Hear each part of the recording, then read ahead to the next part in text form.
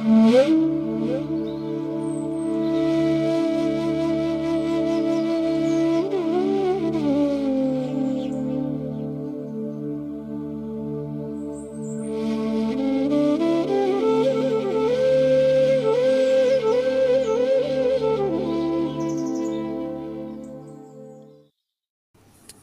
स्थापकाय च धर्मस्य सर्वधर्मस्वरूपिणे अवतार वरिष्ठाय রামকৃষ্ণায় তে নমঃ।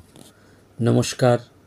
শ্রী শ্রী ঠাকুর, মা এবং স্বামীজির চরণে ভুলুণ্ঠিত প্রণাম জানাই। আজ বড় আনন্দের দিন। আমাদের প্রাণের ঠাকুর, আমাদের প্রিয় ঠাকুর, জগতের সকলের ঠাকুর, করুণাঘন ভগবান শ্রীরামকৃষ্ণ পরমহংসদেবের 190তম শুভ আবির্ভাব তিথি। সকাল থেকেই সেই মঙ্গল সানাইয়ের মাধ্যমে, মঙ্গল আরতির মাধ্যমে, উষা কীর্তনের মাধ্যমে ভগবান শ্রীরামকৃষ্ণ পরমহংসদেবের প্রতিটি যে লীলাস্থল এবং তার অবস্থানস্থল সেটি মেতে উঠেছে এবং ভক্ত জন হৃদয়ে আজ যেন আনন্দ, আবার অন্যদিকে দুঃখও বটে। কারণ শ্রীরামকৃষ্ণ ভাবানুরাগী ভক্তদের কাছে মায়ের জন্মতিথি, স্বামীজির জন্মতিথি এবং ঠাকুরের জন্মতিথি মানেই যেন উৎসবের একটা কোথাও পরিসমাপ্তি। কারণ সাধারণভাবে লক্ষ্য করে দেখবেন, মায়ের তিথি পুজো যখন হয় আমরা অপেক্ষা করে থাকি কবে স্বামীজির তিথি পূজা আসবে। স্বামীজির তিথি পূজা এলে আমরা অপেক্ষা করি কবে আমাদের ঠাকুরের তিথি পুজো আসবে। আজকে এই সেই ঠাকুরের তিথি পুজো। আগামী 9 মার্চ সাধারণ উৎসব। ঠাকুরের এই আবির্ভাবকে কেন্দ্র করে বেলুড় মঠে মেলা বসবে, সাধু সমাগম হবে, ভক্ত সমাগম হবে। এক যেন ভক্ত ভগবানের মিলন মেলা, সেই পবিত্র তীর্থ বেলুড় মঠের দিকে সবাই তাকিয়ে থাকবে। আর আজও যেন সকাল থেকে আমাদের সকলেরই মন, যাই চলো মন সেই দক্ষিণেশ্বরে, যাই চলো মন সেই বেলুড় মঠে, যাই চলো মন সেই কামার পুকুরে। তাই আজকের এই পুণ্য পবিত্র দিনে রামকৃষ্ণ মঠ এবং মিশনের সমস্ত সন্ন্যাসী বৃন্দের চরণে প্রণাম জানাই। শ্রী সারদা মঠ এবং রামকৃষ্ণ সারদা মিশনের সমস্ত সন্ন্যাসিনী মায়েদের চরণে প্রণাম জানাই। শ্রী শ্রী শারদেশ্বরী আশ্রমের সন্ন্যাসিনী মায়েদের চরণে প্রণাম জানাই। রামকৃষ্ণ বেদান্ত মঠের সন্ন্যাসী মহারাজদের চরণে প্রণাম জানাই। বেলগাছিয়া রামকৃষ্ণ সারদা সংঘের সন্ন্যাসিনী মায়েদের প্রণাম জানাই এবং সোদপুর সুখচরের রাধা গোবিন্দ জিউ মন্দিরের ব্রহ্মচারিণী কৃষ্ণপ্রিয়া মায়ের চরণে ভুলুণ্ঠিত প্রণাম জানিয়ে, আপনাদের সকলকে প্রণাম জানিয়ে আজকে আমরা করুণা ঘন শ্রীরামকৃষ্ণের কথাই স্মরণ মনন করব। সত্যি সত্যি আমরা তার কৃপা প্রবাহের মধ্যে রয়েছি। ভগবানের আশ্বাস, ভগবানের কৃপা বাতাস নিত্য প্রবাহিত। আমরা এ যুগের মানুষ, বিশেষ করে কলকাতার মানুষ, সত্যিই ভাগ্যবান। কারণ আমরা এসে পড়েছি ঠাকুরের সাধনপুত লীলাধন্য পবিত্র ধামে। ভক্ত যেমন আজও বৃন্দাবনে গেলে শ্যামের বংশীধ্বনি কান পাতলেই শুনতে পান, ঠিক তেমনি দক্ষিণেশ্বরে কালীবাড়ির গঙ্গার তীরে দাঁড়ালে সঠিক ভক্ত আজও হৃদয়ে শুনতে পান ঠাকুরের সেই আহ্বান, ওরে তোরা কে কোথায় আছিস আয়। এ যে প্রাণের আবেদন, এ যে আকুল করা আহ্বান, যে আহ্বানে যেমন গোপিনীরা সমস্ত সংসার ধর্ম ফেলে ছুটে গিয়েছিলেন শ্রীকৃষ্ণের কাছে, সেই জন্যে বলা হয় না কানু বিনা গীত নাই, ঠিক সেই রকম শ্রীরামকৃষ্ণ বিনা কোনো গীত নাই। আমাদেরও আজকে সব কিছু ফেলে তাঁর চরণে মগ্ন হতে হবে। শঙ্করী চরণে মগ্ন হও রে মন, রামকৃষ্ণ চরণে মগ্ন হতে হবে। সেই জন্য আমাদের বারবার মনে রাখতে হবে, স্বামী বিবেকানন্দ শ্রীরামকৃষ্ণ সম্পর্কে বলতে গিয়ে একটি কথাই বলেছিলেন, তিনি LOVE পার্সনিফাইড, ভালোবাসার মূর্ত বিগ্রহ শ্রীরামকৃষ্ণ পরমহংসদেব। সেই জন্য স্বামীজি আরত্রিক ভজনে লিখলেন চির উন্মদ প্রেম ও পাথার, অর্থাৎ যে ভালোবাসা দেশ কাল জাতি কুল মানের সংকীর্ণ গণ্ডিতে আবদ্ধ না থেকে বিনা কারণে ভক্তকে আশ্রয় দেয়। এই আশ্রয় দিতে গেলে, এই শেল্টার দিতে গেলে কোনো আধার কার্ড লাগে না, কোনো আইডেন্টিটি প্রুফ লাগে না, কোনো পকেটের ওজনটা লাগে না, 5 স্টার 3 স্টার 1 স্টার গ্রেডিংয়ের কোনো জায়গায় স্টার মার্কিং জাগে না। এই ভালোবাসায় জৈবিক মানুষ ঈশ্বর প্রেমে মাতোয়ারা হয়ে যায়। এই অহেতুকি ভালোবাসার স্পর্শে শিক্ষিত অশিক্ষিত, জ্ঞানী অজ্ঞানী, মূর্খ পণ্ডিত ধনী নির্ধন সকলে তার কাছে সমবেত হতে পারে। সেই জন্য আমাদের বারবার মনে রাখতে হয় যে এবারে তার আবির্ভাব শুধুমাত্র ভালোবাসা দিয়ে জগৎকে জয় করার আশীর্বাদ। এবং সেই জন্য ঠাকুর দক্ষিণেশ্বরের কালীবাড়ির আনাচে কানাচে যেমন তার পদরেণু রয়েছে, তেমনি রয়েছে উত্তর কলকাতার অলিতে গলিতে বিভিন্ন ভক্তের বাড়ির উঠোনে অলিন্দে বৈঠকখানায়। এই করুণাঘন শ্রীরামকৃষ্ণ পরমহংসদেবের অপার করুণা।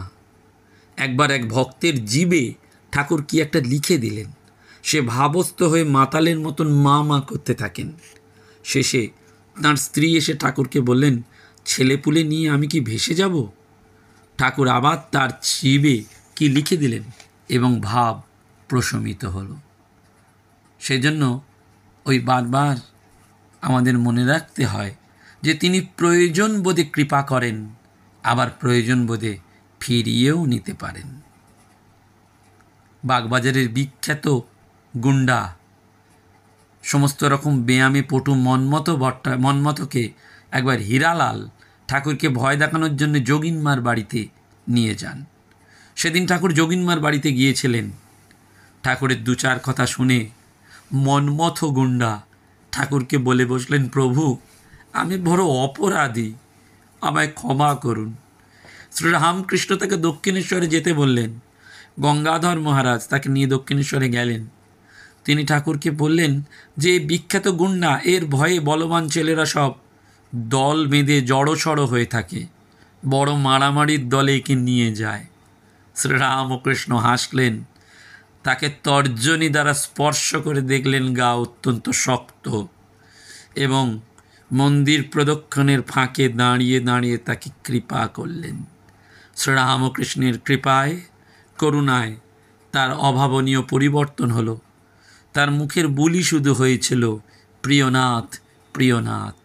পরবর্তীকালে স্বামী অখণ্ডানন্দজি মহারাজ লিখছেন যে এক বন্ধুর সঙ্গে আমি মন্মথের বাড়িতে গিয়ে দেখি সে এক দৃষ্টে সূর্যের দিকে তাকিয়ে উন্মনা হয়ে বসে আছে। পরনে কোঁচা দেয়া গেরুয়া কাপড়, গলায় ধবধবে সাদা যজ্ঞসূত্র, শরীর তপক্লিষ্ট, বাইরের কোনো দিকেই তার কোনো ভ্রুক্ষেপ নেই। কৃপাময় ঠাকুর চাইতেন যে আমাদের সমস্ত সংশয়কে দূর করে আমাদেরকে ভগবত অনুসারী করতে, প্রকৃত মানুষ করতে, সর্বোপরি আত্মসচেতন করতে। সেজন্য ঠাকুর কেবল কৃপা সিন্ধুই ছিলেন না, তিনি ছিলেন অবতার বরিষ্ঠ। সাধারণ সাধক নিজে সমাধি লাভ করতে পারেন, নিজে অনুভব করতে পারেন, কিন্তু অন্যকে অনুভব করিয়ে দিতে পারেন না। কিন্তু শ্রীরামকৃষ্ণ তা পারতেন, অপরকে সমাধি করিয়ে দিতে পারতেন। খুব কাছ থেকে তাকে প্রত্যক্ষ করে তার মুখে উচ্চ আধ্যাত্মিক তত্ত্ব শুনে তাই নরেন্দ্রনাথের প্রথমেই ধারণা হয়েছিল শ্রীরামকৃষ্ণদেব একজন খুব উঁচু দরের সত্যদ্রষ্টা মহাপুরুষ।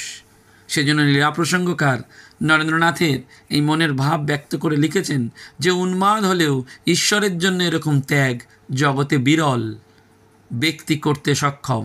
উন্মাদ হইলেও এ ব্যক্তি মহাপবিত্র মহাত্যাগী এবং ওই জন্য মানব হৃদয়ের শ্রদ্ধা পূজা এবং সম্মান পাইবার যথার্থ অধিকারী। ঠাকুর যে শুধুমাত্র স্পর্শ করেই মানুষের মনের ভাব সঞ্চালন করতেন তা নয়, কৃপা দৃষ্টিতেও অন্তরের কলুষতা মলিনতা নাশ করে তাকে খাঁটি সোনায় পরিণত করতেন। ঠাকুরেরই কথা, হাজার বছরের অন্ধকার ঘরে ভগবানের কৃপা হলে এক মুহূর্তে আলো জ্বলে। সেই আলো জ্বালাবার জন্যেই ঠাকুরের আগমন। সেই জন্য বেলুড় মঠের নিয়মাবলীতে স্বামীজি লিখেছেন, শ্রী ভগবান এখনও শ্রীরামকৃষ্ণ শরীর ত্যাগ করেন নাই, কেহ কেহ তাহাকে এখনও সেই শরীরে দেখিয়া থাকেন এবং উপদেশ পাইয়া থাকেন, এবং সকলেই ইচ্ছা করিলে দেখিতে পাইতে পারেন। স্বামীজির এই বাক্য আমাদের মনে আশ্বাস সঞ্চার করে, অবিশ্বাসী মনকে নতুন আলোর দিশা দেখায়। শ্রীরামকৃষ্ণ যে আজও দর্শন দেন, কৃপা করেন, প্রয়োজনে কোলে তুলে নেন, তার যথার্থ উদাহরণ বলরাম বসু। বলরাম বাবুর দেহত্যাগের 2-1 দিন আগে থেকেই আত্মীয় স্বজন কাউকে তিনি কাছে আসতে দিতেন না। সবসময় বলতেন, আমার ভাইয়েরা কোথায়? শ্রীরামকৃষ্ণের শিষ্যবৃন্দ তার কাছে থাকতেন। মৃত্যুর পূর্বদিন ডাক্তার এসে জবাব দিয়ে গেলেন। মৃত্যুর দিন বলরামবাবুর স্ত্রী বাড়িতে ভেতরে গোলাপমা যোগিনমার সঙ্গে আছেন, খুব শোকমুহ্য সাধুরা বসে আছেন। এমন সময় বলরামবাবুর স্ত্রী দেখলেন আকাশের গায়ে কালো একখণ্ড মেঘ। সেই মেঘ ঘনীভূত হয়ে ক্রমে নিচে নেমে আসতে লাগলো। অবশেষে একটা রথের আকার ধারণ করে বলরামবাবুর মন্দিরের ছাতে এসে নামল। ওই রথের ভেতর থেকে ঠাকুর নেমে এসে বলরামবাবু যে ঘরে ছিলেন সেই ঘরে গেলেন। খানিকক্ষণ বাদে বলরামবাবুর হাত ধরে নিয়ে এসে রথে উঠলেন। সেই রথ আকাশে মিলিয়ে গেল। ওই দৃশ্য দেখে বলরামবাবুর স্ত্রীর মন এমন একটা উচ্চ ভূমিতে উঠেছিল যেখানে মানুষের শোক তাপ স্পর্শ করে না। গোলাপমা এই ঘটনাটি বলরামবাবুর স্ত্রীর কাছে শুনে বাইরে এসে বললেন। মহারাজরা তখন সব জানতে পারলেন। কৃপা যে তিনি কেবল তার ভক্তদের করতেন তা নয়, নিস্তারিণী দেবী নবগোপাল বাবুর স্ত্রী ভগিনী দেবমাতাকে তাঁর কৃপার একটি কাহিনী শুনিয়েছিলেন। একবার এক গরিব মহিলা ঠাকুরের জন্য 4টে রসগোল্লা কিনে দক্ষিণেশ্বরে নিয়ে আসেন। মহিলাটির পক্ষে ওই মিষ্টি কয়েকটা কেনা যথেষ্ট কষ্টকর ছিল।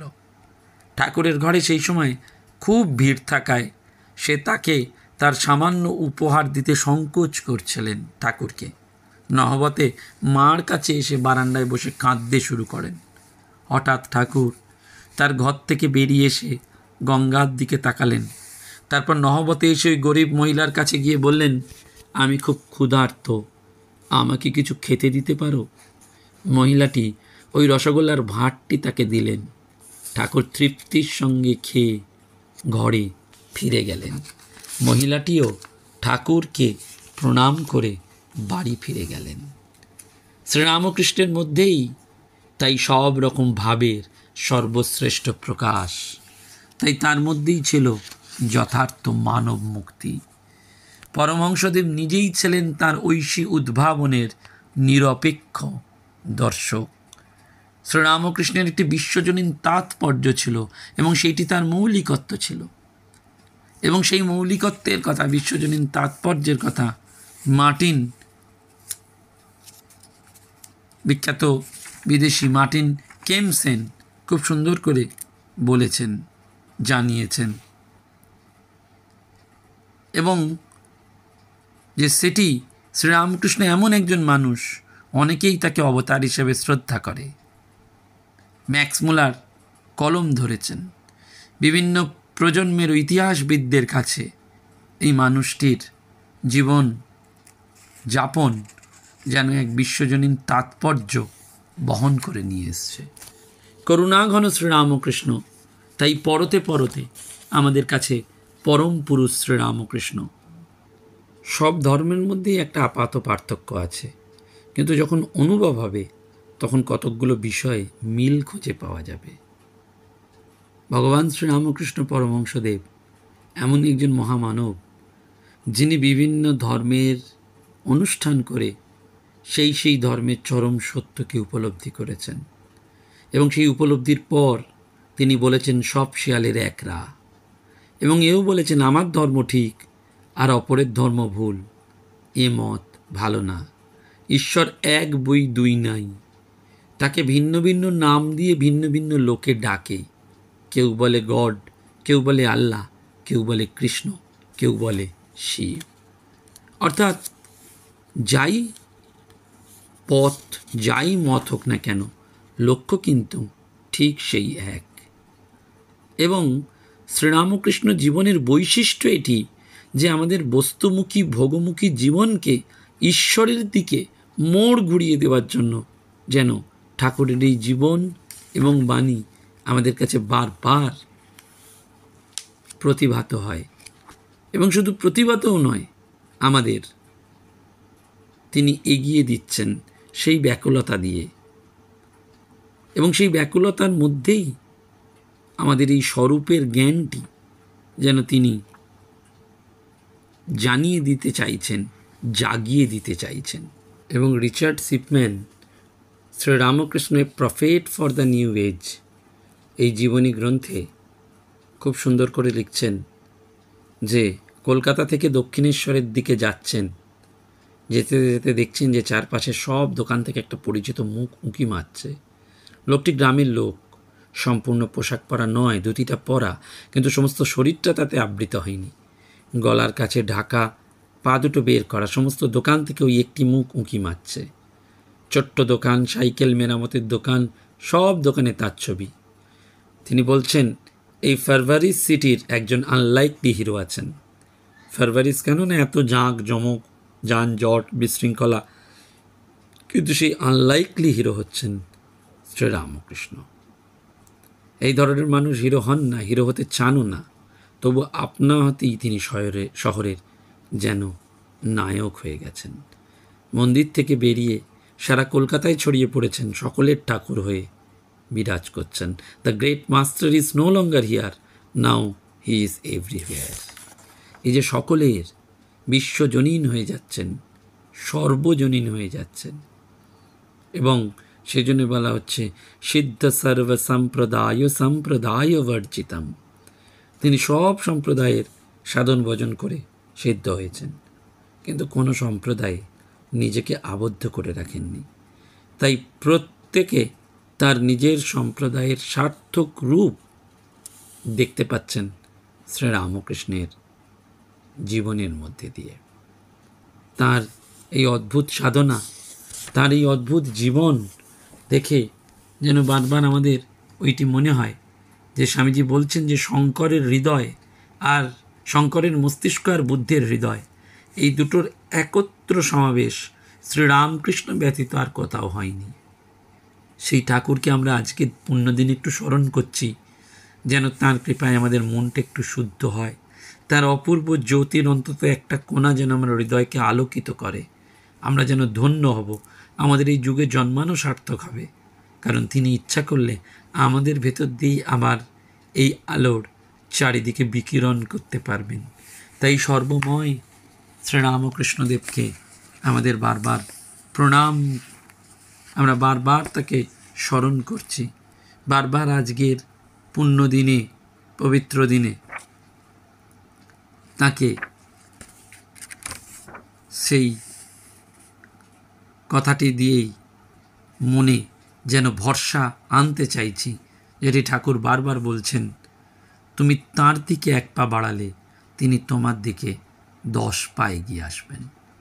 সত্যি সত্যি আমরা যেন ঠাকুরের দিকে এক পা করে এগিয়ে যেতে পারি, এবং আমাদের হৃদয় পাদপদ্মে ঠাকুরকে, আমাদের হৃদয়ে যেন তার পাদপদ্ম, ঠাকুরের পাদপদ্ম যেন প্রতিষ্ঠা করতে পারি। আমাদের হৃদয়ে যেন তিনি এসে আমাদের হৃদয় সাম্রাজ্যে তিনি যেন সেই আসনটি চিরকালের জন্য